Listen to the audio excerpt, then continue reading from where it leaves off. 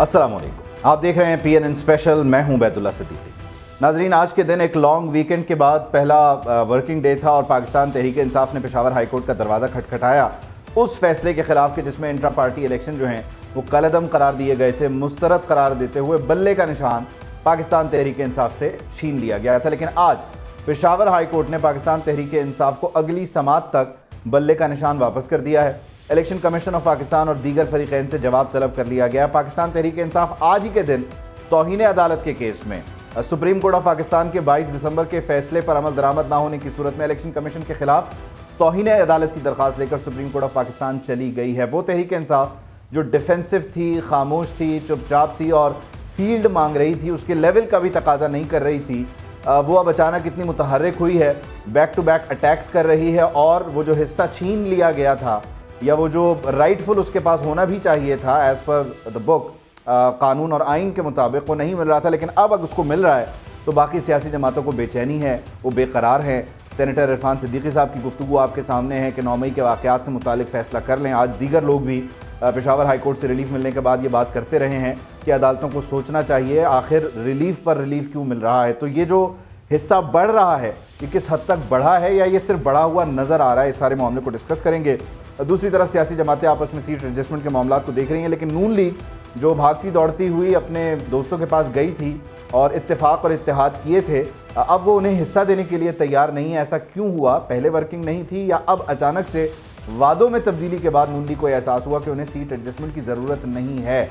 मामलात हैं क्या, चल किस तरह रहे हैं, क्या किस तरफ रहे हैं, इस सबको डिस्कस करेंगे। मेरे साथ मौजूद हैं पीजे मीर साहब, सहाफ़ी तज्ज़ियाकार, सीनियर सहाफ़ी तज्ज़ियाकार। बहुत शुक्रिया मीर साहब, thank you so much for your time. Rana Arshad साहब हमें ज्वाइन कर रहे हैं, पाकिस्तान मुस्लिम लीग नून से आपका ताल्लुक़ है। राना साहब थैंक यू, बहुत शुक्रिया आपके वक्त का। और आपसे कुछ देर बाद बैरिस्टर आमिर हसन साहब हमें पाकिस्तान पीपल्स पार्टी से ज्वाइन करेंगे। मीर साहब, आपसे शुरू करते हैं। जिस तरह से मैंने इस सारे मामले को बुना है, बयान किया है, आपकी नज़र में तहरीक इंसाफ अचानक से इतना अच्छा कमबैक कैसे कर रही है? क्या बदल गया गुज़िश्ता कुछ हफ्तों में कि वो तहरीक इंसाफ जो मजलूम थी, दबी हुई थी, पिसी हुई थी, वो अब कमबैक कर रही है, वापस आ रही है? हमेशा ये जो आज हो रहा है ये सब पार्टी के साथ हुआ है, हमें सबको पता है। लेकिन आप इसको रीएडजस्ट करते हो, इसको एडजस्ट करते हो और फिर वहां आप जाके देखते हो कि क्या ये वाकई अडॉप्ट कर गए। तो मेरे ख्याल में कोई बातचीत जरूर चली है at the grass root level कि will you play ball as far as the state is concern. I think PTI ने उसको एक्सेप्ट किया है। अब बात आगे आती है आगे चलने की। ये बाकी पार्टियों को तो खुशी होनी चाहिए कि एक जब हम डेमोक्रेसी की बात करते हैं तो इनको खुशी होनी चाहिए कि पीटीआई वापस उनका एक जो निशान है मिल गया है और वो इलेक्शन लड़ेंगी। डेमोक्रेसी का तो नाम ही यही है। अगर आपने करना है कि नहीं जी वो चले जाएं तो हम जीत जाएंगे, ये डेमोक्रेसी नहीं होती है, ये मुनाफकत होती है। तो खुदा के लिए मैं ये कहूंगा आप रिवर्स कर लो। जब ये आपने नून के साथ किया था, क्या वो ठीक किया था कि जी नून को निकाल दो, बाहर कर दो? नो, बिल्कुल गलत। पीपल्स पार्टी बिल्कुल गलत, ये पीटीआई बिल्कुल गलत। ये बड़ा अच्छा एक फैसला है एज फार एज जमहूरियत इज कंसर्न। इसको पूरी दुनिया के अंदर लोग सराहेंगे। हाँ, अब निकले आप बाहर, इलेक्शन लड़े, खुल के लड़े, जो भी जीते। लेकिन मैं आपको अवैध बताऊं कि इलेक्शन तो हो जाएंगे। मेन क्वेश्चन है क्या इन इलेक्शंस को एक्सेप्ट किया जाएगा या नहीं किया जाएगा। मेन तो क्वेश्चन ये है। Election is not the issue. उसके अंदर हर एंट्रेंसेस हमने देखी हैं, हर तरीके से एंट्रेंसेस देखी हैं, लेकिन क्या इनको एक्सेप्ट किया जाएगा? क्या हम एक्सपेक्ट करेंगे कि नून के साथ बेईमानी ना हो? क्या हम एक्सेप्ट करेंगे पीपल्स पार्टी या पीटीआई के साथ बेईमानी ना हो? हमें प्लेइंग चाहिए, प्लेइंग फेयर, प्लेइंग फील्ड। और जब तक ये नहीं मिलेगी सारी पार्टीज को, मेरा नहीं ख्याल है कि कोई इसको एक्सेप्ट करेगा। तो ये एक डेवलपिंग स्टोरी है। अभी आगे देखते हैं कि आगे क्या होता है, क्योंकि डेली एक हेडलाइन होती है, ब्रेकिंग न्यूज आती है और आप किसी ना किसी को ब्रेक कर देते हैं। तो अब देखते हैं आगे क्या होता है। सुप्रीम कोर्ट क्या करती है, ये पार्टीज क्या करती हैं। पार्टीज को एहतजाज नहीं करना चाहिए। ये सारे कहते हैं 9th मई को सब कंडेम करते हैं, इंक्लूडिंग ये पीटीआई के। अब जिन्होंने किया है उनको पकड़ो, आप बंद करो। ये तो नहीं है कि सारी पार्टी दहशतगर्द बन गई यार। आप शाह महमूद की बात करते हो, आपका फॉरेन मिनिस्टर रहा है, वो मुख्तलिफ पार्टीज में भी वो रहे हैं, तो क्या अब आप वो दहशतगर्द हो गया यार? खुदा के लिए यार कुछ तो लिहाज करें। इन्होंने पहले भी हमने 90s में क्या देखा, कभी बेनजीर सिक्योरिटी रिस्क, कभी वो नवाज शरीफ को सिक्योरिटी रिस्क बनाते रहे। Gone is gone, we have to move ahead. और जब तक हम ये इस सोच को आगे लेके नहीं बढ़ेंगे, हमारी बेमाने बिल्कुल बहस होती रहेगी, एब्सोल्युटली यूजलेस वो कहना डिबेट होती रहेगी। हमने अवाम को भी एजुकेट करना है, हमने अपनी पार्टी के अंदर तहम्मुल भी लाना है, सब्र भी लाना है। And I think with the restoration of Mian Nawaz Sharif back in the fold, I think he will be a changed person. अब उनके आप स्पीचेस देख लें, वो वॉलेटाइल नहीं है जो कि पहले होती थी। तो अब आप देखोगे कि ग्रेजुअली ये रीसेट का बटन हर पॉलिटिकल पार्टी पे जा रहा है, क्योंकि आपने देख लिया कि ये जो सिलेक्टेड गवर्नमेंट है, जिसको हम कहते हैं कि इंटरिम गवर्नमेंट, ये सिलेक्टेड गवर्नमेंट अब काम कर रही है एंड इस पे कोई तनकीद नहीं हो रही है। क्यों नहीं हो रही है? बिकॉज इन पे एक आशीर्वाद पड़ा हुआ है। ये गलत काम करेंगे, इनको वहीं से वहीं ले जाया जाएगा जहां सबको पता क्या सही जगह से फिर उनकी खिंचाई भी हो जाएगी। ठीक है, लेकिन आपके मुताबिक कुछ बदला ज़रूर है, और वो बदला हुआ अब कितना बदला है, और वो मुस्लिम लीग नून के लिए कितना बदला है, या मुस्लिम लीग नून से वो बदला है, इसको हम ज़रा पूछ लेते हैं। राना साहब, ये क्या हो रहा है? आपकी ख्वाहिशात और आपके अंदाजे और तवक्कुआत तो कुछ और थी, गो के होनी नहीं चाहिए थी, क्योंकि आप तो खुद विक्टिम रहे 2018 में। अब ये सब कुछ जब हो रहा है, बल्ले का निशान वापस मिल गया, तब भी आप कह रहे हैं कि ये रिलीफ क्यों दे रहे हैं? आप चाहते हैं कि 2017 में और 18 में ही हम फंसे रहें और इनके साथ वो हो जो आपके साथ हुआ, या आप लोग समझते हैं कि फील्ड होनी चाहिए और ये भी हो उसमें तहरीक इंसाफ वाले? जी आपने मुझसे कहा? जी राना साहब, मैं आपसे मुखातिब हूँ। जी बिस्मिल्लाहिर्रहमानिर्रहीम। मैं आपका मशकूर हूँ, आपके चैनल का मशकूर, और मैं क्योंकि हल्के में हूँ, मेरा PP 133 जिला ननकाना शेखपुरा डिवीजन में मैं कैंपेन पे हूँ, दोस्त भी है।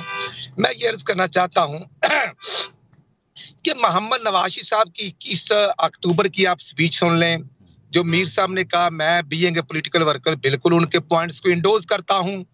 लेकिन सोचना ये है कि 2017 में वो कौन से अवामल थे जो चलते हुए पाकिस्तान को तरक्की की मनाजिल से दूर ले गए, और आज 2023 खत्म होने को है और पाकिस्तान की अवाम और सिस्टम जो है वो कमजोर हुआ है। और वो 2018 मार्च जब सेनेट का इलेक्शन हो रहा था, और मियां नवाशी साहब तो मैं समझता हूं गिरफ्तार थे और नाअहल भी हो चुके थे, और सेनेट के इलेक्शन में जैसे मियां नवाशी को वजारत उज़्मा से फारग किया गया, फिर कलेजा ठंडा ना हुआ और हसद की आग में झुलसने वालों ने उनको पार्टी की सदारत से फारग करवाया।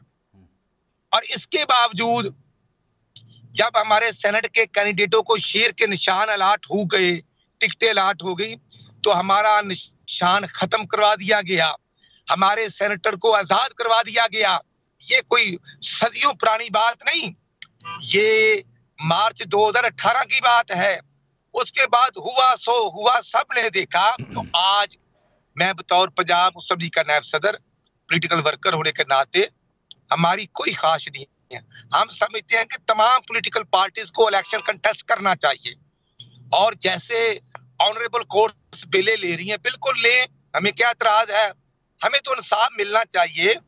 और आज मेरा बीइंग पाकिस्तानी ये सवाल है कि वो 23 महीने जो हमजा शबाशी को गिरफ्तार किए रखा, जो 14 महीने मोहम्मद नवाशी साहब को 2 दफा गिरफ्तार किया, जो मरियम नवाज शरीफ ने गिरफ्तारी काटी, जो शहबाज शरीफ ने 11.5 महीने जेल काटी, जो 18 महीने साद रफीक और सुलेमान रफीक दोनों भाइयों ने जेलें काटी।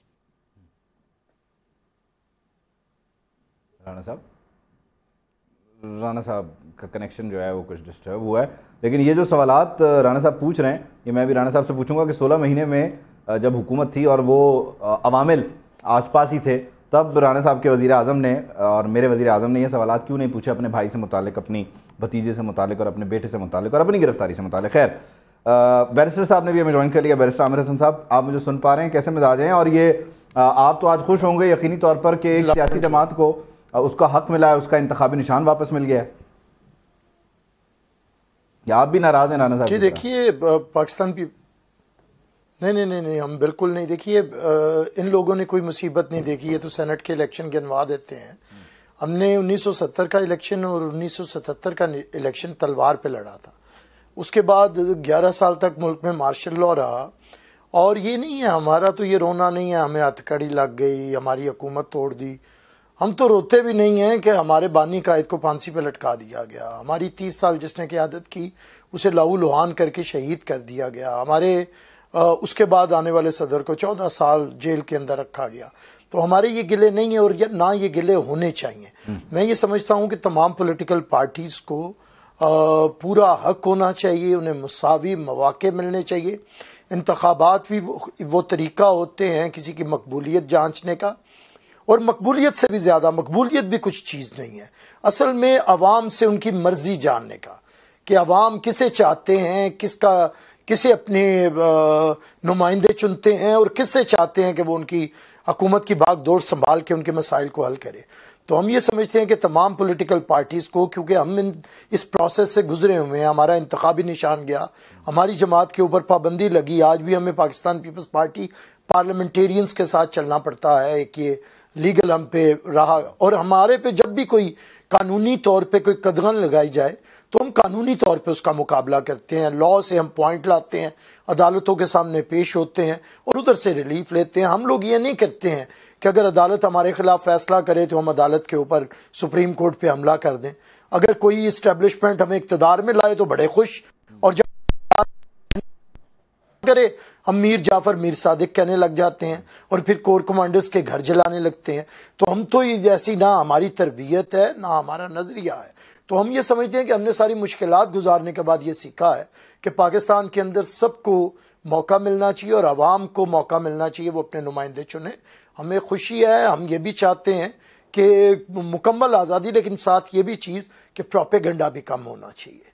रियासत के ख़िलाफ़, रियासती इदारों के ख़िलाफ़ ये जो फेक आपको पता है न्यूज़ हैं, झूठी खबरें चलती हैं, फ़लाँ से कागजात छीन लिए गए, फ़लाँ से ये हो गया, और बाद में पता चलता है कि इस वक्त पूरे पाकिस्तान में सबसे ज़्यादा जिस जमात के नॉमिनेशन पेपर्स फाइल हुए हैं वो PTI है। तो फिर किन्हें रोका जा रहा था?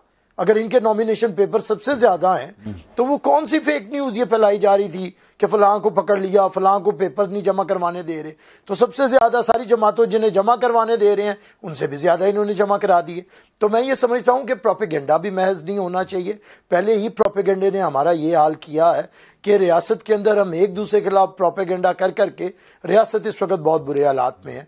तो हम समझते हैं कि ये इलेक्शन का जो मौका है, तनकीद बिल्कुल होती है पॉलिटिकल पार्टीज पे, जमहूरी माशरों में तनकीद होती है बिल्कुल, और हम करते भी यही हैं। लेकिन मीर साहब मैं यही वाला पॉइंट, बिल्कुल ये बड़ी इंपॉर्टेंट बात कर दी है बैरिस्टर साहब ने, यही पॉइंट आपकी तरफ लेकर आ रहा हूँ। ये एक फैक्ट है कि तहरीक इंसाफ की तरफ से सबसे ज़्यादा लोगों ने, कोई 2400 के करीब लोग हैं, उन्होंने कागजात नामजदगी जमा करवाए हैं। तो अगर मैं सोशल मीडिया देखूँ, ट्विटर देखूँ, तो वहाँ तो पता चल रहा है कि बड़ी मुश्किलात हैं, गिरफ्तार भी कर लिया, दफ्तर के अंदर नहीं जाने दिया, रिटर्न जो पेपर्स हैं वो छीन लिए गए। तो फिर ये कैसे हुआ? ये सारा कुछ अगर हो गया, 2400 बंदे ने कागजात जमा करवा दिए और वो सोशल मीडिया पे जो हुआ ये सिंपैथी के लिए था, ये अजीब सी कॉन्ट्रडिक्शन क्यों है? ये इसलिए है क्योंकि एक रिएक्शन के साथ आप कह लो कि एक्शन के साथ एक रिएक्शन होता है, और ये रिएक्शन मैं आमिर से बिल्कुल एग्री करता हूँ, इसको आप पोलिटिसाइज ना करें इस चीज को, और ये ना करें कि भाई आपके साथ ये हो गया, ज्यादती होगी, फलाना हो गया। हो जाती है, कई जगह हुई है, लेकिन ये नहीं है कि कंप्लीटली होगी और all of a sudden PTI को आपने डेसिमेट कर दिया। नो, इस तरह की कोई ऐसी बात नहीं है। अगर आपने इतने नंबर अब आपने बता दिए तो well, people are out in the field. लेकिन यहाँ पता है, जो हम जब बात करते हैं और हम इशारा करते हैं किसको, एस्टैब्लिशमेंट की तरफ, पॉलिटिकल जो टर्मोइल आता है ये because of the political parties आता है, not because of the army, not because of the establishment. आप आपस में इत्तेफाक रखो, आपको कोई नहीं छेड़ेगा, आपको कोई टच नहीं करेगा, क्योंकि आप खुद फ्रेगमेंटेड हो तो आपके एडवांटेजेस लिए जाते हैं। कोई लाडला बन जाता है, कोई नहीं लाडला बनता, कोई अंदर होता है, कोई बाहर होता है। तो आप इस तरह की गेम ना करें ना। आज फॉर एग्जाम्पल व्हाटएवर आप हाइपोथेटिकल आर्ग्यूमेंट कर ले, अगर आपका एक निशान आपको मिल गया है तो उबैद सारी पार्टीज को कहना चाहिए well done, because that is the restoration of democracy. अगर आप करोगे कि ओ नहीं जी उनको क्यों मिल गया, देखो उनसे ज्यादा जाती होगी, और भाई क्यों, क्यों, किस किस्म की ज्यादती हुई? फिर किस जमहूरियत की हम बात करते हैं? किस पॉपुलर मैंडेट की बात करते हैं? पॉपुलर मैंडेट वही है कि जब सब खाड़े में आते हैं, जो जीता है जीत जाए। तो जिस तरह मैंने पहले कहा है आपको कि अल्लाह करे, मैं तो कहता हूं अभी भी बैठ जाओ, बिकॉज ये मानेंगे नहीं उवैद, ये नहीं मानेंगे। आप बैठ जाओ अभी भी, एक सिंपल मेमोरेंडम ऑफ अंडरस्टैंडिंग कर लो कि प्लीज जो भी इलेक्शन जीतेगा आप उसको एक्सेप्ट करोगे, ए जीते, बी जीते, सी जीते। हमें चाहिए कि आप एक्सेप्टेंस लेके आओगे, तब आपका एक पॉलिटिकल स्ट्रक्चर जिंदा रहेगा। हर इलेक्शंस में तो आप कहते हो धांधली होगी है, धांधली जब होगी है आप इंटरनेशनल आप इंप्रेशन क्या देते हो कि ये बेईमान हुकूमत बैठी है। कोई कहता है सिलेक्टेड है, कोई कहता है इलेक्टेड है, कोई कहता है डिफ्लेक्टेड है। और जब आपकी इलेक्टेड हुकूमत आती है आप उनके बंदे को इधर उधर कर देते हो। ये चीजें नहीं होनी चाहिए। अगर इटली को देखो यार, इटली की कितनी गवर्नमेंट चेंज होती हैं, कुछ और होता है, वो फिर जो इलेक्शंस में चले जाते हैं वो फिर लड़ते हैं। हर जगह ये होता है। हमें इस चीज पे टॉलरेंस दिखानी है। हमारे अंदर जिस तरह ट्रैफिक की टॉलरेंस नहीं है, उसी तरह पॉलिटिकल टॉलरेंस नहीं है। हम कहते हैं जो नीचे गया उसको तो रगड़ के छोड़ दो, रगड़ के छोड़ दो। भुट्टो का आपने अभी आमिर ने एग्जांपल दिया है, आपने नवाज शरीफ का एग्जांपल दिया है, हर चीज के एग्जांपल्स आपके सामने हैं। तो हम क्यों नहीं एक टॉलरेंस दिखाते for the sake of the country? आज तक मुझे आप ले लो 325 जब अलेक्जेंडर इधर आया पाकिस्तान के अंदर, उस वक्त से ले लो आज तक कोई परमानेंट रहा है पावर के अंदर? Power is never a permanent platform. ये आती जाती रहती है, लेकिन इसके अंदर हमने थोड़ा सा बड़ा बनाना है अपने आप को। वो एक ही तरीके है कि मिलजुल के आप चलो और मिलजुल के ऑपोजिशन भी करो, तनकीद बराए तामीर, नॉट बराए तनकीद बराए तनकीद नहीं करें। राणा साहब आपने गुफ्तगू सुनी है मीर साहब की, यानी कि जो सियासी जमातों के साथ या सियासी कायदीन के साथ जो ज्यादतियाँ होती हैं बेसिकली उसके जिम्मेदार आप सियासी लोग खुद ही हैं। क्यों नहीं आप कोई इत्तेहाद ऐसा क्रिएट करते कि जिससे बाहर से आने वाला कोई दुश्मन, कोई इल्ज़ाम, कोई आमदन से ज़ायद असासों का मामला, कोई तोशा खाना की गाड़ियों या घड़ियों का मामला आपको कमज़ोर ना करे? आप अपने आप को स्ट्रेंथन खुद नहीं करते? हेलो जी राणा साहब, आवाज़ आ रही है? हेलो जी जी, मुझसे सवाल किया जी? जी जी जी राणा साहब आपसे। जी मैं ये अर्ज कर रहा हूँ कि मैं तो ठीक है वर्कर हूँ, प्योर पार्टी मेरे लिए काबिल एहतराम, मेरा मुस्लिम लीग से तल्लक है, लेकिन मेरे भाई जो हैं या हर पाकिस्तानी एक सवाल तो कर सकता है। पनामा का ड्रामा जो शुरू हुआ था तो उसमें सिर्फ शरीफ फैमिली का नाम था, उनको टारगेट करना था, और फिर कुछ नहीं मिला तो बेटे से ना तनख्वाह लेने के जुर्म में निकाल दिया। उसके बाद या उससे पहले मुझे बताया जाए कि कितने लोगों को निकाला गया है बेटे से तनख्वाह ना लेने के जुर्म में, वो बाबा रहमते हो या जहमते हो या कोई भी हो। इतना बड़ा कि मुल्क की बुनियादों को खोखले करने वाला कोई भी शख्स हो, 1973 के आईन से बालातर नहीं, वो सब जवाबदेह हैं। एक प्राइम मिनिस्टर भी जवाबदेह होता है, और मैं समझता हूँ ओथ लेने वाला हर शख्स कानून के सामने जवाबदेह है। लेकिन है किसी ने पूछा कि जो कि मुझे फैसला लेकर दे दिया गया था तो क्या कसूर है मुल्क का? क्या नवाज शरीफ कभी 12 अक्टूबर 1999 को निकाल दिया जाता है, फिर 2008 का इलेक्शन कंटेस्ट की इजाजत नहीं, फिर 2002 का इलेक्शन कंटेस्ट करने की इजाजत नहीं, फिर 2018 में इलेक्शन की इजाजत नहीं, तो बार बार क्यों किया जाता है? इसलिए मैं अर्ज करना चाहता हूँ कि ये जो इंटरनेशनल एक एजेंडा था ना, ये हकीकत में तो जब नवाज शरीफ और साहब ने मिलकर पाकिस्तान, राणा साहब आपके साथ हो गया जो होना था, अब तो बेहतरी भी आ रही है, चीजें बेहतर भी हो रही हैं। उस वक्त से इंटरनेशनल एस्टेब्लिशमेंट के पेट में तो दर्द है। राणा साहब जो होना था हो गया, उसको रिवर्स भी किया जा रहा है, चीजें बेहतर हो गई, आपकी बरियत भी हो रही है, आपकी अपीलें भी सुन ली गई हैं। आप छोड़ दें रहमते को, यानी वो साकिब निसार साहब को, आप रहमत बन के आ जाना इस मुल्क पे। 7 साल लग गए, 7 साल, क्या कसूर है किसी का?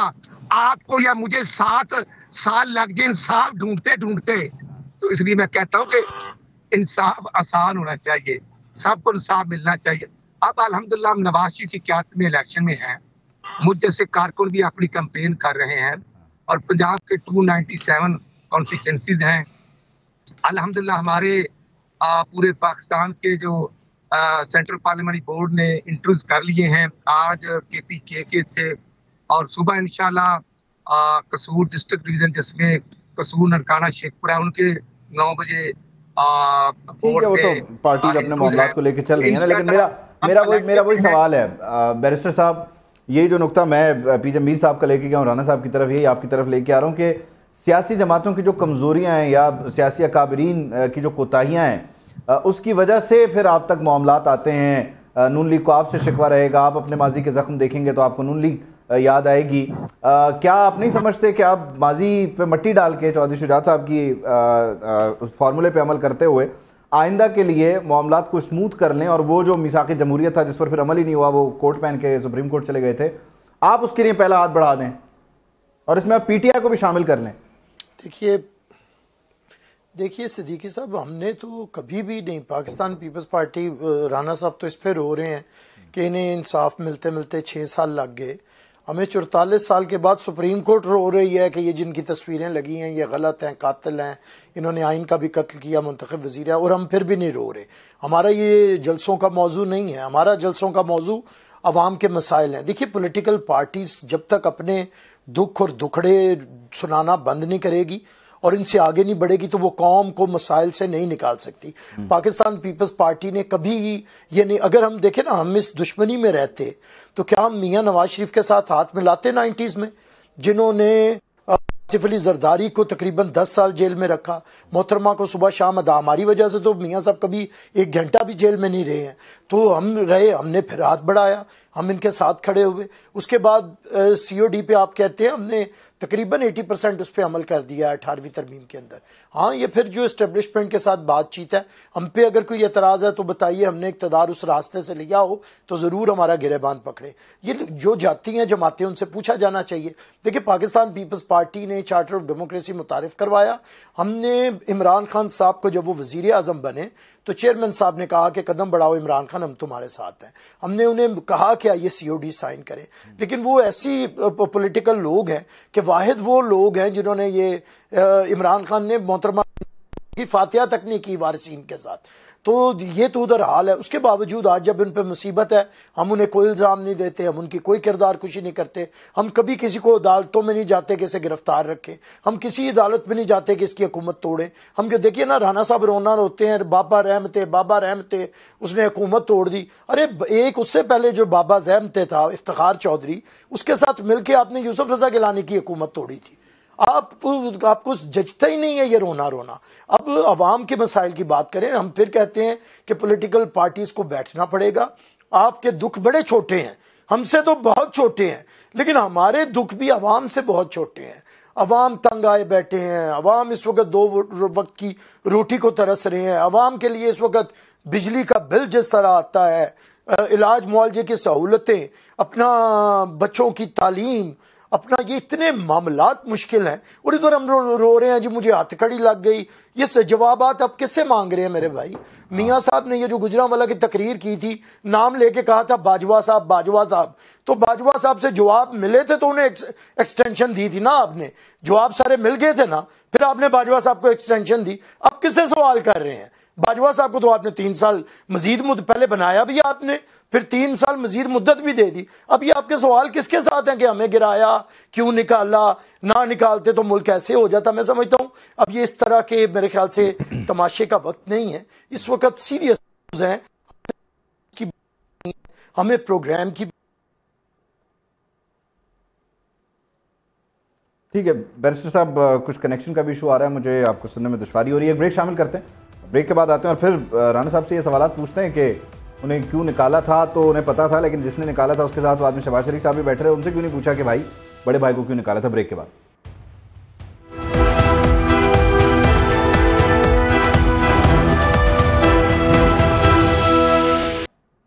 Welcome back. ब्रेक पर जाने से पहले बैरिस्टर साहब कुछ सवाल उठा रहे थे। मीर साहब आपकी इजाज़त है, क्योंकि एक सवाल आपकी तरफ मैं लाना चाह रहा हूँ, लेकिन उससे पहले मैं ज़रा ये पॉइंट ऑफ क्लैरिफिकेशन राना साहब से ले लेते हैं ना। राना साहब, आपने भी 2017 के अवामिल का जिक्र किया, उसके बाद आप मुसलसल जो हैमरिंग है उसकी कर रहे हैं जुडिशल एंड से जो आपके साथ मामलात हुए सेनेट के इलेक्शन में वगैरह वगैरह।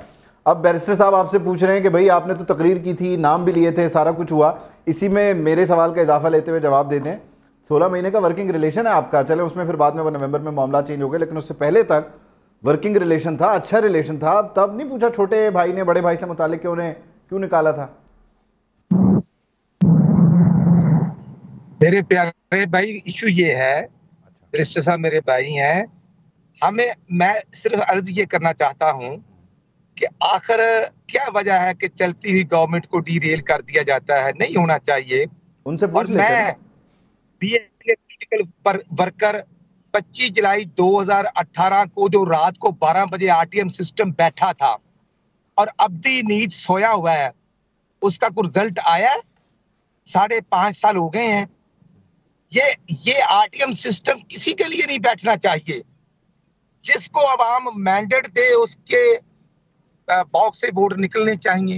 यही बात मियां नवाशी साहब ने 21 अक्टूबर को मनारे पाकिस्तान में की है कि हम पिछलियां जो कुछ हमारे साथ हुआ हमने बुला दिया है। अब मुल्क का सबसे बड़ा इशू है, जैसे 2013-14 में 18 से 20 घंटे की लोड शेडिंग थी, मुल्क के अंदर दहशतगर्दी थी, तो दोनों इश्यूज को नवाज शरीफ ने टेकअप किया जब अल्लाह ताला ने उनको टाइम दिया as a third time prime minister का।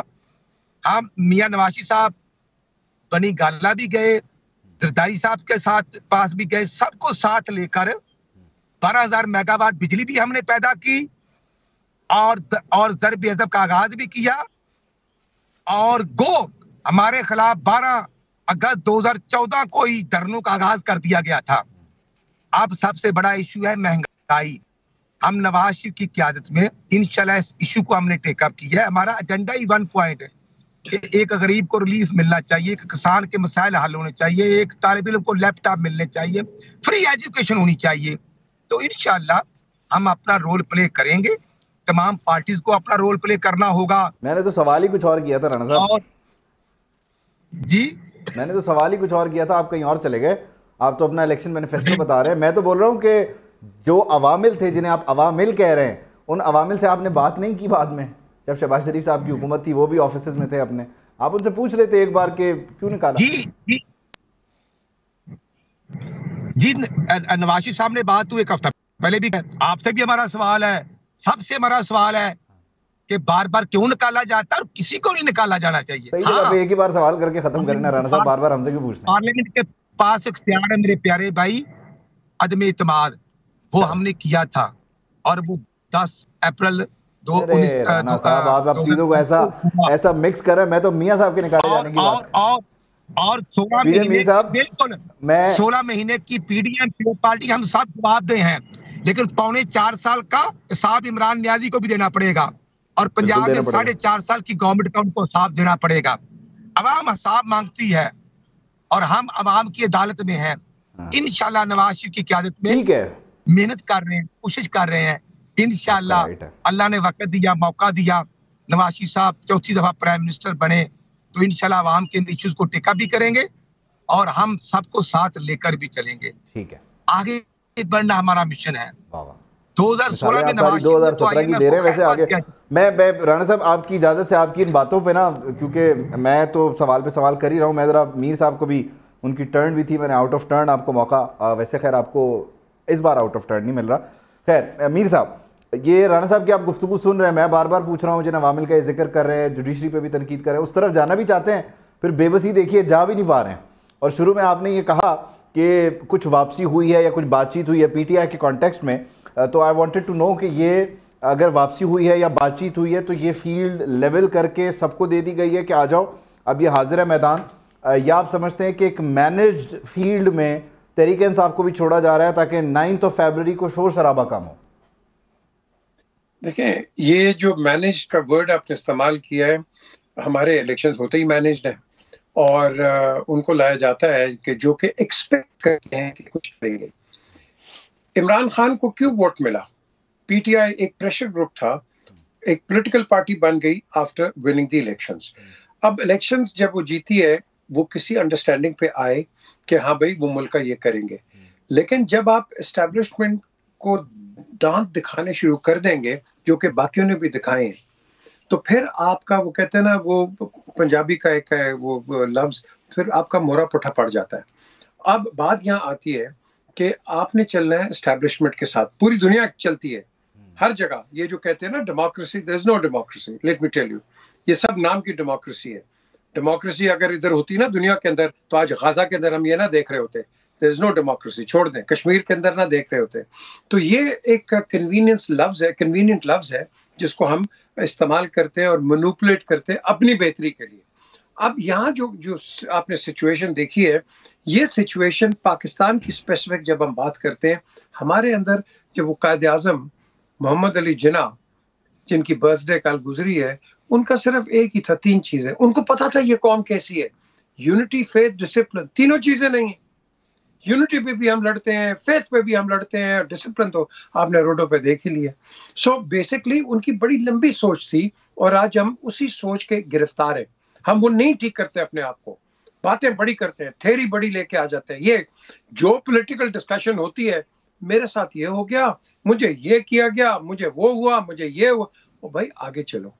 We have to move forward. Until and unless we don't move forward, तो आज भी मैं कहूंगा कि जो हमारी डिस्कशन है, सबको चाहिए, पीपल्स पार्टी, पीएमएलएन, बाकी जो भी आए, उनको चाहिए कि आप अवाम के लिए क्या करेंगे। हम तो अवाम की बातें नहीं कर रहे, हम तो बात कर रहे हैं उसने मेरे साथ ज्यादती की है, उसने मेरे साथ ज्यादती की है, आप दोनों ने मेरे साथ ज्यादती की। हम तो ये बात कर रहे हैं। हमने बात करनी है आवाम की कि मैं अगर आऊंगा, मैं एजुकेशन की फीस कम करूंगा, मैं आऊंगा, मैं एम्प्लॉयमेंट लेके आऊंगा, मैं आऊंगा, साफ पानी आपको दूंगा, मैं आऊंगा। नहीं तो वो तो अभी तो आपने राणा साहब को सुना तो है कि वो अभी भी कहते हैं कि इमरान न्याजी को हिसाब देना होगा, तो फंसे हुए तो हम वही हैं, तो आगे कैसे बढ़ेंगे? देखिए, हिसाब किस किस का लेंगे, कब तक लेंगे? सारे टेलीविजन पे तो हम हिसाब लेते आए हैं। आपने पहले आसिफ जरदारी का 11 साल हिसाब लिया, फिर नवाज शरीफ का 7 साल के हिसाब लिया, अब आप अगले 10 साल इमरान का हिसाब लेंगे। क्या निकला है मुझे बता दें। पुराने हिसाब, जनरल मुशर्रफ का हिसाब लिया, किस का हिसाब लेंगे आप, और कब तक लेंगे, और कब तक एक, मैं कहूंगा कि नेशनल एक्सचेकर का पैसा, क्योंकि वो उसका एक रिएक्शन होता है, वो उसमें लगे रहते हैं। जो आपके मिनिस्टर्स आते हैं वो डिफेंस पे आ जाते हैं, दूसरे ऑफेंस पे आ जाते हैं। तो टेलीविजन पे होता क्या है? टेलीविजन पे एक ही चीज है, रेटिंग आनी चाहिए भाई, रेटिंग। भाई रेटिंग आए, कोई कंस्ट्रक्टिव बात तो हो ना। हम तो कोई कंस्ट्रक्टिव बात कर ही नहीं रहे। क्यों नहीं कर रहे? इसलिए कि हमारे पास टाइम ही नहीं है कंस्ट्रक्शन का। हमारा टाइम है हर चीज की डिस्ट्रक्शन। आपने पीडीएम क्यों बनाई है मुझे बताएं। आज पीडीएम क्यों यूनाइटेड नहीं है? आपने पीडीएम बनाई थी एक आदमी के लिए। पहले आपने एआरडी, एमआरडी, सीआरडी, हर चीज आपने बना दी थी जनरल मुशर्रफ के लिए। आज आपने इमरान खान के लिए बनाई है। इमरान खान चला गया तो ये खत्म हो गया, जनरल मुशर्रफ चले गए तो आपने बाकी भी वो पार्टी से दूर तितर बितर हो गई। हम तो टेम्परेरी एक प्लेटफॉर्म इकट्ठा करते हैं और उसके ऊपर सियासत करते हैं। वो हाँ, for the time, well said. और उसके बाद then we are back to square one. Urdu कर लें तो नजरिया जरूरत कर लें, हो जाएगा ना ये। क्यों करें, क्यों करें? हमने नहीं करना। हम बड़ी कोशिश करते हैं फिलोसॉफिकली, थ्योरेटिकली कि पाकिस्तान को ठीक करें, लेकिन बात हम स्क्वायर वन पे आ जाते हैं। हम तो मौका ही नहीं देते। वो देते ना, किसी की डिवोर्स हो रही है, सेपरेशन हो रही है, वो सेपरेशन को हम डिवोर्स पे ले आते हैं। हमें सेपरेशन को रिकंसाइल करके आगे जाना है, डिवोर्स पे नहीं जाना। डिवोर्स नहीं होती है। कोशिश तो कर रहे हैं, लेकिन पार्टियां, दोनों पार्टियां जो है वो इस चीज पे तैयार ही नहीं हो रही हैं। बाकी तीसरे फरीक का तो पता ही नहीं है, वो तो बेचारे आकर ही नहीं देते। बैरिस्टर साहब, अब हमने मामलात को बनाना है। पीजे मीर साहब क्योंकि हमारे सीनियर हैं, बड़े हैं, उन्होंने रास्ता दिखाया, चले मैं इस रास्ते को आगे लेके चलता हूँ। लेकिन मसला ये है कि जब मैं आप लोगों से डिबेट करना चाहूँ, आपके माजी को छोड़ के, शिकवे शिकायतों को छोड़ के, गिलों को पीछे रख के, तो मुझे वो मंशूर ही नहीं मिला अभी तक कि जिसको मैं देखूँ, फिर उसमें मैं आपसे पूछूँ, अच्छा यार ये 300 यूनिट वाली बिजली कैसे सस्ती दोगे, या दीगर मामलात कैसे होंगे, वो मंशूर ही नहीं आके दे रहा। आप लोगों का पता नहीं कहाँ है। देखिए, जो बात आप पहले कह रहे हैं, मंशूर हमारा जल्द आ रहा है और हमेशा इलेक्शन कैंपेन से थोड़े दिन पहले ही आता है। इस पे भी एग्री करता हूं कि आइंदा के लिए ये 3, 4, 5 महीने पहले आना चाहिए। लेकिन होता ये है कि हमेशा कोशिश की जाती है कि वो मसाइल जो इलेक्शन के अंदर इशू बने वो आपके मंशूर के अंदर मौजूद हों, तो इसलिए ज़रा डिले हो जाता है, लेकिन पहले आ जाना चाहिए। देखिए, जो बातें आप कह रहे हैं या पीजे मीर साहब ने फरमाया जिस तरह, ये बात मैं अपने पहले सेगमेंट में कह चुका हूं। मैं तो ये कह चुका हूं कि सियासी जमातों को अपने दुखड़े नहीं रोने चाहिए। उनके दुख इतने बड़े नहीं हैं, आवाम से बड़े नहीं है कि वो दुख रोएं। हमें रिफॉर्म्स की बात करनी है, हमें आवाम को मसाइल से, ये बातें मैं कह चुका हूं और यही पाकिस्तान पीपल्स पार्टी कहती है। आइए मैं दूसरे रुख से ये बात आगे रखता हूं कि पाकिस्तान के अंदर क्या है कि अगर आपने आवाम के पास जाना है तो कोई स्यापा सुनाए और कोई ऐसी चीज जज्बाती, क्योंकि जैसे ड्रामा होता है, कोई ड्रामा दिखाएं अवाम को। हम पाकिस्तान पीपल्स पार्टी शुरू से ये कहती है कि ड्रामा ना दिखाएं, अवाम को सब्ज बाग ना दिखाएं, अवाम को सच्चाई बताएं और उसके साथ फिर उनके साथ चलें, एक मंशूर दें और बनाएं।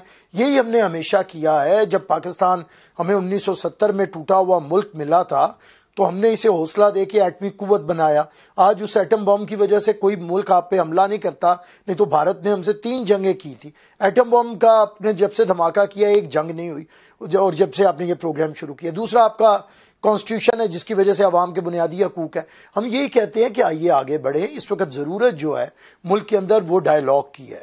इस वक्त सबको बैठना पड़ेगा। बदकिस्मती कहाँ है, कौन नहीं बैठ रहा? आप जरा गौर करें ना कि जब मियाँ साहब जेल जाने से पहले यहाँ से हम उन्हें जेल में जाके हम उनसे मुलाकात कर रहे थे, हम उनके लिए चेयरमैन बिलावल भुट्टो आवाज उठा रहे थे कि मियाँ साहब को जाने दें जी, इन्हें इजाजत दें जाने की, इलाज करवाने की। आज मियाँ साहब किसी से कोई राब्ते में नहीं है। मियाँ साहब आज मोहतरमा की शहादत का दिन है, मियाँ साहब तो नहीं आए किसी तरफ। वैसे तो अपनी तकरीरों में मोहतरमा का बड़ा जिक्र करते हैं। 2 साल पहले मोहतरमा की शहादत के दिन पे मरियम बीबी भी गई थी। अब ये भूले हुए हैं, अब हमसे सलाम दुआ ही नहीं ले रहे। जब ये मुसीबत है हम जेलों में जाके इन्हें मिलते हैं, ये हमें जेलों में डालते हैं, और जब ये किसी की वजह से जेल में जाते हैं तो हम इन्हें जाके मिलते हैं, और जब इन पे अच्छा वक्त आता है ये सलाम दुआ लेना छोड़ देते हैं। तो इनका ये हाल है। हम फिर इन्हें समझाते हैं। एक ये साहब है, ये भी वो पुराने लाडले हैं। तरबियत ही ऐसी है कि बैठना नहीं, मुफाहमत नहीं करनी, मैं छोड़ूंगा नहीं, मैं फिर घसीटूंगा। ये भी कहते हैं घसीटूंगा, फांसी लगाऊंगा। वो भी कहता था मैं सबको लटका दूंगा, छोड़ूंगा नहीं किसी को। इन दोनों के बयानिए ने मुल्क को नफरत के अंदर और तकसीम के अंदर रखा है। इस पे होशमंदी की बात सिर्फ पीपल्स पार्टी कहती है। हम आज भी कहते हैं हमें किसी के साथ बैठने से कोई एतराज नहीं है, हम बैठेंगे। हम आज भी बैठना चाहते हैं। हम कहना चाहते हैं कि अवाम के लिए हम हर एक के साथ बैठना। तालिबान के खिलाफ थे, हम उनके खिलाफ ऑपरेशन करने से पहले हम उनके साथ बैठे, हमने उनके साथ एग्रीमेंट किया। उधर स्वात के अंदर आपको याद होगा जब उन्होंने एग्रीमेंट को तोड़ा तो हमने फिर, और आज ये क्रेडिट नून वाले हमारे दोस्त हर चीज का क्रेडिट ले जाते हैं कि इन्होंने ऑपरेशन स्टार्ट किया। ये तो कह रहे थे तालिबान हमारे लोग हैं, ये तो कह रहे थे कि हम पे हमला ना करें, आपकी और हमारे नजरियात मिलते हैं। इन्होंने तो जनरल ज़िया की जंग को, वो अफगानिस्तान वाली को ओन किया है। हमीद गुल ने ये तालिबान बनाए और वो इनका रूहानी उस्ताद था। तो मैं समझता हूं हर चीज का क्रेडिट, सारे मंसूबे बिजली के हमने लगाए उसका भी ये क्रेडिट लेते हैं। इन्होंने तख्ती के नुकाब, एटम बम हमने बनाया, इन्होंने स्विच दबाया, क्रेडिट ये लेंगे जी। बिजली के मंसूबे हमने लगाए, इन्होंने नकाब कुश की, क्रेडिट ये लेंगे जी। सी पैक हमने साइन किया, ये इनकी हुकूमत आ गई, क्रेडिट ये लेंगे जी। अब ये क्रेडिट कब तक लेते रहेंगे? मेरे ख्याल से ये छोड़िए, अवाम को पता है किसने क्या किया। आइए अब मिलके ये बताएं कि मुल्क को बहरानों से किस तरह निकालेंगे। ये आप जो लड़ाई करते हैं, आपको 2/3 अक्सरियत मिल जाती है, आप फिर लड़ते हैं। कभी आप चीफ जस्टिस को थप्पड़ मार के उसके कोर्ट से भगाते हैं, पत्थर फेंकते हैं सुप्रीम कोर्ट के ऊपर। कभी आप आर्मी चीफ के जहाज को उतरने नहीं देते, कभी आप आर्मी चीफ को ये कवाली सुन रहा हूं सिर्फ एक, कभी आर्मी चीफ को, मुझे बात तो पूरा कर लेंदे, कभी आप आर्मी चीफ के बैजेस कवाली करने में फिर आपकी तरफ आता हूं। एक बदमजगी नहीं चाहता मैं। राणा साहब लेट हिम कंप्लीट, फिर मैं आपके पास आ रहा हूं। देखिए मैं जब वो बोलते हैं मैं पूरी बात सुनता हूं। मैं कह रहा हूं कि आइए, ये लड़ने का वक्त नहीं है, ये सुलह का वक्त है, ये मुफाहमत का वक्त है। अवाम लड़ाई नहीं चाहते, तंग आए बैठे हैं उनके घरों के अंदर। इस वक्त मैं उनका टेक ले, कोई नहीं सुनना चाहता। राणा साहब कि मुझे मेरे सामने ये कर रहे हथकड़ी लगा दी थी। बुरे वक्तों में वो आपके साथ होते हैं, अच्छे वक्तों में आप नहीं होते। अब भी मौका है, बात करें, अवाम के मसाइल पे बात करें। और साथ में उन्होंने आपको कहा कि आप हर उनकी चीज का क्रेडिट लेते हैं। Floor is all yours, please respond. मेरे भाई गुजारे ये है, आमिर साहब बहुत पढ़े लिखे हैं, मुझसे ज्यादा एजुकेटेड है। इशू ये अपने सवाल का खुद ही जवाब दे रहे हैं। कभी भी अब सुपर लाडले की दरखास्त लिए फिरने के बाद परेशानी की है, अवाम में आए ना। और 16 महीने वजारत खारजा ली, सब कुछ किया, और उस वक्त शहबाज शरीफ भी बहुत अच्छे थे, नवाज शरीफ से भी मीटिंग्स होती रही। और अब अगर नवाज शरीफ आ गए हैं, और नवाज शरीफ तो हम 2018 में काफी इत्तेहादी थे पीपल पार्टी के, जो आज हम नहीं है। गुजारे ये है वो अपनी कारकर्दगी अवाम को दें, हमारे ऊपर तनकीद ना करें। तो मुझे बताएं, ये बिजली कौन सी पैदा की किसी ने? भाई 2008 से 13 तक पार्टी की हुकूमत थी, मुल्क के जो हालात थे, भाई हमने बिल्कुल मसाके जमहूरियत किया। 2008 में हम इनके साथ है, 3 महीने बाद हमने वजारतों से रिजाइन कर दिया था। फेडरल में हमने अपोजिशन में अपना रोल प्ले किया, 5 साल इनको टाइम मिला, 18 से 20 घंटे लोड शेडिंग थी पूरे पाकिस्तान में। और उसके बाद दहशतगर्दी अरूज पर थी, दिन रात धमाके होते थे। हमने ये कब कहा कि हमने कुछ तोपखाना चलाया? हमने ये अर्ज किया कि 6 जून 2013 को नवाज शरीफ साहब प्राइम मिनिस्टर बने, तो हमने सबके पास गए, जरदारी साहब के पास, फिर वो क्या कासिम का पापा, उनको भी साथ। ज़र्ब-ए-अज़ब का आगाज हुआ था 16 जून 2014 को, as a prime minister Nawaz Sharif साहब ने शुरू किया था। फिर बिजली पैदा की थी, ये शेखपुरा में भिक्की पावर स्टेशन हमने लगाया 2015 में, और 1230 मेगावाट बिजली है। ये जंग में हवेलियां बहादुर शाह लगाया था, कसूर हेड बल्लो की लगाया था। ये तीनों पॉइंट जो पावर स्टेशन है ये 1233 के हैं। साहिवाल में हमने 1260 का लगाया था। नंदीपुर हमने बिजली पैदा की। तो अब मैं ये अर्ज करना चाहता हूँ कि अब हमें बार बार ये ताने देने के जी हमारे साथ राब्ते नहीं, राब्ते हैं क्यों नहीं है? 2 साल पहले मरियम नवाज साहबा गए थे लाड़काने, और जो कराची में हुआ था, और जिस तरह फिर वो हमारे ऊपर एक मुकदमा दर्ज हुआ था, वहां सिंध गवर्नमेंट जो थी वो हमारे भाइयों की थी, और वहां पर जो FIR दर्ज होती है, और फिर कैप्टन सफदर को जिस तरह रेड करके गिरफ्तार किया जाता है, सबको पता है। इसके बावजूद तमाम तो मुझे याद पड़ता है कि पीपल्स पार्टी ने अच्छा खासा एहतजाज किया था, बिल्कुल आपके साथ साथ। समझते हैं आज नवाज शरीफ जो कहते हैं कि हम सबको अपना रोल प्ले करना है, हमने 24 करोड़ आवाम के इश्यूज को टेकअप किया है। हम आवाम को साथ लेकर चलना चाहते हैं। पीपल पार्टी अपना, मुझे तो आप लोगों की बातें सुन के हैरानी और परेशानी ये हो रही है। हम इत्तेहादी थे उस वक्त भी इलेक्शन। मुझे राणा साहब आपकी बातें सुन के, और बैरिस्टर साहब भी जिस तरह से मामलात को बयान कर रहे हैं, उसमें परेशानी ये हो रही है कि हम फंसे हुए अभी भी 18 से 13 के हिसाब और 13 से 17 के हिसाब में है, फिर 18 से 22 के हिसाब में है। तो मेरा 24 तो गया, मेरा प्रोग्राम तो ये वाला, फिर आपको पता ही है क्या हो गया उसके साथ ना। ये तो काम खराब है। मीर साहब मैं आपकी तरफ आना चाह रहा हूँ, लेकिन बैरिस्टर साहब वांट्स टू रिस्पॉन्ड। प्लीज इसको थोड़ा ब्रीफ रखिएगा ताकि मैं फिर क्विकली मीर साहब को एंगेज कर लूँ। मुझे ना रुके देना साथ। मैंने जितनी की है, मैंने मुस्तकबिल की है, प्रोग्राम्स के ऊपर की है, लड़ाई खत्म करने की। मैं नहीं माजी पे। आपने कहा कि हमने लगाया और उन्होंने तख्तियां लगा के फिर क्रेडिट ले लिया। बात तो सुने ना, वो बात करते हैं, मुझे जवाब देना पड़ता है ना। बात की है वो शुरू कर देते हैं। अब कोई बंदा बात करेगा, उसका जवाब तो मुझे देना पड़ेगा। उन्होंने आपकी बारी पे नहीं बोला, प्लीज। राणा साहब एक सेकंड। राणा साहब मैं हमेशा आपकी बात सुनता हूँ। देखिए ये 16 माह की इन्हें बड़ा है, हम 16 माह के हम नहीं घबराए हुए। हम अगर वजीर खारजा थे तो हम उसका क्रेडिट भी लेंगे, डिस्क्रेडिट भी लेंगे। लेकिन इनसे, मेरे दोस्तों से मेरी गुजारिश है कि मियाँ नवाज शरीफ को आपने, मियाँ शहबाज शरीफ को जो आपने अपनी गोद से उतारा हुआ है और आग किया हुआ है, ये भी मियाँ शहबाज शरीफ का नाम लेना शुरू करें ना। मियाँ नवाज शरीफ अपनी तकरीरों में उनका 16 महीने शामिल करें, और नून लीग अपने मंशूर में लिखे कि मियाँ शहबाज शरीफ जब आएगा लग पता जाएगा। जरा उन्हें शामिल, आप नहीं उन्हें शामिल कर रहे, हमसे क्यों गिला करते हैं? सदर तो वो आपके हैं, हमारे तो नहीं है। हम उन्हें डिसऑन नहीं कर रहे, हमारे जितने लगते हैं हमने किया, आप डिसऑन कर रहे हैं। आप सारी बात नवाज शरीफ की सुनाते हैं और शहबाज शरीफ को मक्खन में से बाल की तरह निकाल के अलहदा कर देते हैं। पता नहीं क्यों करते हैं। बाकी आपकी लोड शेडिंग का जो किस्सा है वो पिट चुका है। मुसद्दिक मलिक 2013 की निगरान हुकूमत में निगरान पानी और बिजली के वजीर थे। उन्होंने लोड शेडिंग 20-20 घंटे करवाई और ये साजिश की, और उसका सिला आज उन्हें ये मिल रहा है कि पिछले 10-15 साल से वो सेनेटर है इनके, और हर दफा उन्हें वजीर बनाया जाता है। क्यों? वो कब थे नून लीग के? सिर्फ उनका यही काम उन्होंने किया था कि उस 3 महीने के दौरान टका के लोड शेडिंग करवा के हमें बदनाम किया था और कैंपेन हमारी खराब की थी। तो मैं कहता हूं कि ये बस करें। ये अब तमाशे जो है ना, ये लोग सुन सुन के ड्रामे, प्रोपेगेंडा नहीं चलेगा, इनका भी नहीं चलेगा, उनका भी नहीं चलेगा, लाडलापन भी नहीं चलेगा। अब आइए खुदा के लिए प्रोग्राम दें और लोगों को बताएं कि आपकी क़यादत के पास क्या है। फ्लॉप प्रोग्राम नहीं चलेगा। एक दफा वजीर आजम फ्लॉप, 2 दफा फ्लॉप, 3 दफा फ्लॉप, आपको अपना निकाला याद है। यूसुफ रजा गिलानी को आपने निकाला, यूसुफ रजा गिलानी को निकाला, उसका नहीं बताते। इन्होंने इफ्तिखार चौधरी के साथ मिलकर निकाला था। इसका जवाब ले लूं प्लीज सर, मुझे थोड़ा फेयर नहीं। एक सिद्दीकी साहब इनसे पूछे ना कि जो यूसुफ रजा गिलानी को निकाला है उसका क्यों नहीं है? मैं भी पूछ रहा हूं, मैं अपना निकाला 2017 वाला याद है, 2012 वाला नहीं याद है इन्हें। Let me talk to Mir साहब। मीर साहब, ये सारी गुफ्तगू आपके सामने है। इसमें हैरानी की बात यह है कि एक दूसरे को मंशूर को आप ड्रामा भी कह रहे हैं। वो पार्टी जो इस वक्त बंद कमरों में अपनी सीट्स और अपने उम्मीदवार और मामला को तय करी है, वो दूसरे को कह रही है आप आवाम में आए नहीं। नून लीग पीपल्स पार्टी को कह रही है जो ऑलरेडी जलसे कर रही है। फंसे हुए हम वहीं माजी में फंसे हुए हैं। 2024, 25, 26 आइंदा के मसाइल, क्लाइमेट चेंज, आबादी, दीगर मामला, GDP ग्रोथ, ये हमारा मसला ही नहीं है सर। आप क्या बातें करें कि हम यहाँ पे कंस्ट्रक्टिव डिबेट करें, ये हो ही नहीं रही।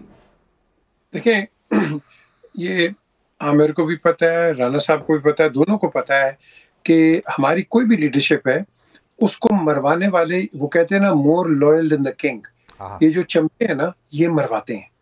मैंने इनको तीनों को बड़ा क्लोजली देखा है, तीनों को। और मैं आपको बताऊं, मैंने तो बेनजीर को खुल के कहा था रहमान मलिक के फ्लैट के ऊपर कि ये हो रहा है, और नाम लिए थे। मैंने नवाज शरीफ को भी बताया कि प्राइम मिनिस्टर हाउस में कि आप यहाँ ये बात कर रहे हैं, और आपके जो मैं तो यार I am very Frank with them, मैं कह जी ताड़े चमचे जड़े ना ये तान मरवान गए।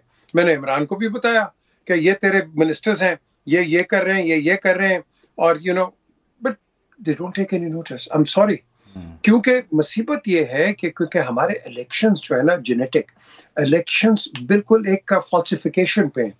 आप ये जो जिसको हम आवाम कहते हैं ना, ये बड़ी सियाणी है।